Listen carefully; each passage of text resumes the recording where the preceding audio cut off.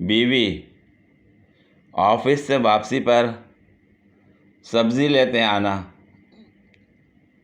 और सारा सलाम कह रही है। शौहर,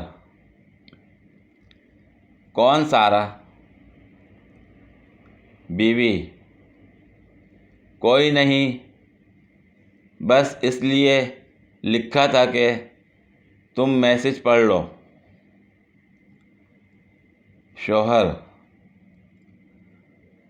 वही तो मैं कहूँ कि सारा तो मेरे साथ है,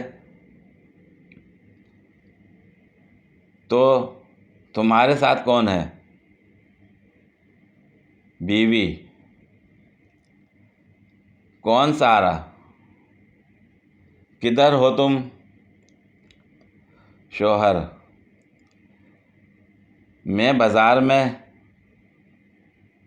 बीवी, उधर ही रुको ज़रा, मैं अभी आती हूँ 10 मिनट बाद। बीवी, किधर हो? मैं बाज़ार में हूँ। शौहर, ऑफिस में ही हूँ, अब आ गई हो। बाज़ार तो सब्ज़ी लेती जाना। वड्डी आई सारा, शौहर नाल पंगे। ये बड़ी अच्छी बात कही आप। पूरी वीडियो देखने के लिए शुक्रिया।